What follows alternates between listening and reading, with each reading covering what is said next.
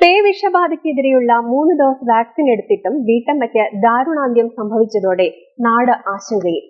പാലക്കാട് തൃത്താല പടിഞ്ഞാറങ്ങാടി തെക്കിണത്തേതിൽ അഹമ്മദ് കബീറിന്റെ ഭാര്യ മൈമൂന 48 വയസ്സുകാരിയാണ് മരിച്ചത്.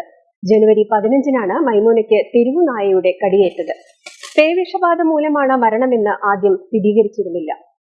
Piece public school Kottakkal, nurturing world class leaders. വെള്ളമെടുക്കാൻ വീട്ടിൽ നിന്നും പുറത്തിറങ്ങിയ മൈമൂനയെ തെരുവുനായ ആക്രമിക്കുകയായിരുന്നു. മുഖത്താണ് കടിയേറ്റത്. പരിക്കേറ്റ ഇവർ ഉടൻ തന്നെ ചികിത്സ തേടി. തുടർന്ന് പേവിഷബാധയ്ക്കെതിരെയുള്ള 3 ഡോസ് വാക്സിനും മൈമൂന എടുത്തിരുന്നു. എന്നാൽ മരണം സംഭവിക്കുകയായിരുന്നു. പേവിഷബാധ മൂലമാണ് മരിച്ചതെന്ന് തൃശൂർ മെഡിക്കൽ കോളേജ് ഡോക്ടറാണ് ഇപ്പോൾ സ്ഥിരീകരിച്ചത്. ഇതോടെ നാട് ആശങ്കയിലാണ്.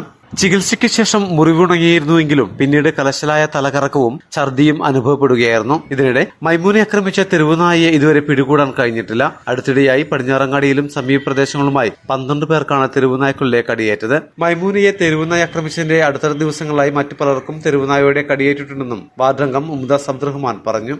എന്റെ വാർഡിലും തൊട്ട പ്രദേശത്തെ വാർഡിലും കുറച്ച് ആൾക്കാരെ വിഷബാധ ഏറ്റ നായ കടിച്ചിട്ടുണ്ട്. അതിൽ ഒരാൾ എൻ്റെ വാർഡിലൊരു വ്യക്തിയായിരുന്നു. അവർ ഇപ്പോൾ വിഷബാധ ഏറ്റിട്ട് മരണപ്പെട്ടു പോയിട്ടുണ്ട്. ഇന്ന് മരണപ്പെട്ടിട്ട് ഇന്നൊക്കെ 6 ദിവസമായി. അവർക്ക് വിഷബാധ ഏറ്റതാണെന്നാണ് മുളങ്ങുന്നത്തുകാവിൽ മെഡിക്കൽ കോളേജിലെ റിപ്പോർട്ടിലുള്ളത്.